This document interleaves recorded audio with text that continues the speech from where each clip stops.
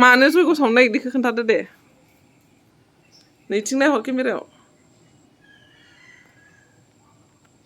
जयग' सावनाया दिनै आसार मासनि 2 तारिख नङा होमबा नंगौ जेठ मासनि दिनैनि दिनाव बे अनसुमा ब्रह्म आरो उषा ब्रह्मनि देहा मोदोमाव जोनोम मोनफैनाय आबैना मा नामलाय हिमालिना ब्रह्म हिमालिना ब्रह्म हिमाली हिमालिना ब्रह्म जोनोम जाफैनायनि जोनोमनि दिनखौ पालन खालामनो बार्थडे खुंनो बेवहाय जिरायनाय जादों बेनिखायनो पूर्ण परब्रह्म ज्योतिस्वरूप जगतेर माता पिता गुरु आत्माते सर्वदाय निष्ठाबान और भक्ति श्रद्धा राखिबो लागे होननानै बुंनाय शास्त्र दं हिसाबै बे हेमाली ब्रह्मनि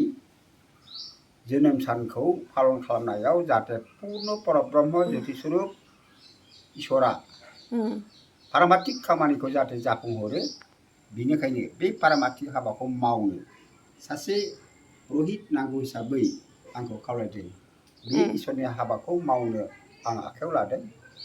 बेनो जाबाय ओमकार मंगलकारी बैसानर अग्नि एनि सकल प्रकार हितकारी बे ईश्वरखौ जों जेब्लाबो खुलुमनांगौ सिबिनांगौ ओंखायनो बे बार्थडेनि दिनाव बे हाबाखौ मावनायाव जाहाथे पूर्ण परब्रह्म ज्योतिस्वरूपआ मोजाङै मोजां जाफुंहरो बेखौनो आरज गाबनानै ईश्वरनि खाथियाव खुलुमनाय थाबाय औ आयं गोदोनि दिनाव मानसिफोरा इदि बार्थडेफोराव जयग' सावोना सावामोनलै सावो गोदो गोदाय सावखायो थारमाने जों माने किसुमान बांसिना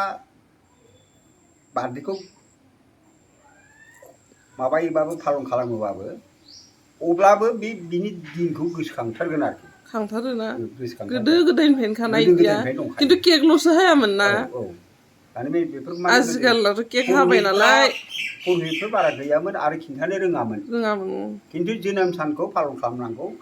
आरोखि खारन माने दिनै बे आबैया दिनै बार्थडे खुंनायाव बिनि बैसोआ बेसेबां जाखो जेनेबा दा दिनै बोसोरनै जाबाय दा दिनैनिफ्राय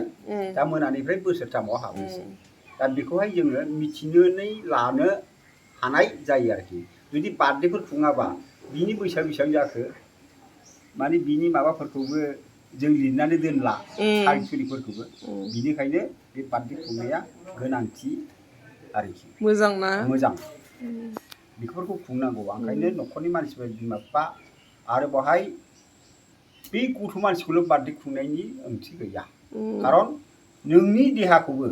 जेनेबा आं दा बोरायबाय आंनि बैसोआ बेसेबां जाखो सोरबा खिन्थानो रोंगोन नामा जुदि बोसोरै बार्थडे खुङोब्ला मानसिफ्रा मिथिबायना ओंखायनो नै बेफोरबायदि रोखोमै इसोरनि खाथियाव आर'ज गाबनाया मोजां मानो होनबा देग्लाय बेखौ बार्थडे खुंनानै देग्लायनि बोसोरा जाहाथे बिनि जिउ जिउमाखौ मोजाङै मोजां इसोरा दैदेनलाङो दा बेफोरबायदि हिसाबैनो जोङो बे बार्थडेखौ खुंनांगौ गोनांथि जायो आरोखि बे इसोरनि खामानिखा ओंखायनो बुंदों ओमकार मंगलकारी बैसानार अग्नि एनि सकल प्रकार हितकारी गाव मोजांबा जगतआ मंगल होनदों गाव मोजां नङाबा जगतआबो मंगल नङा होनदों गाव मोजांबासो मालायजोंबो मोजां होनदों ओंखायनो शुद्ध चेतन पूर्ण परब्रह्म ज्योतिस्वरूप जगतनि बिमा बिफा गुरु आइ आफा बिनि सायाव जेब्लाबो श्रद्धा भक्ति होनांगौ ओंखायनो बे श्रद्धा भक्ति होआबा नोङो इसोरखौबो मोनहानाय नङा गियानबो मोननाय नङा ओंखायनो फालिनांगौ आरोना जयग'खौ इसोरनि पिता मा खालामदों कुनाल इसोरनि आज्ञायै खामानिखौ मावोब्ला गासिबो मोजां जाजोबगोन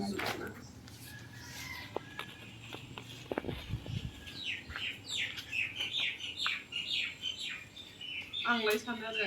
गोदो गोदायनि मानसिफोराबो फालियो खममोन खममोन दंखायो बि दंखायोना दंखायो बि जगआवथि बिना मुक्तिनानै जगआवथि बे बुहुमा सृष्टि जानायनिफ्राय दंखायो दा बेफोरखौ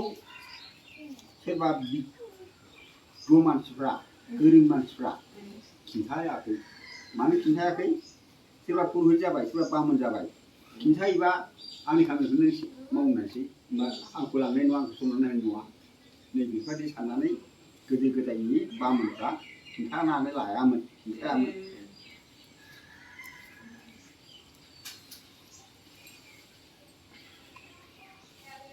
बार्डे जयग'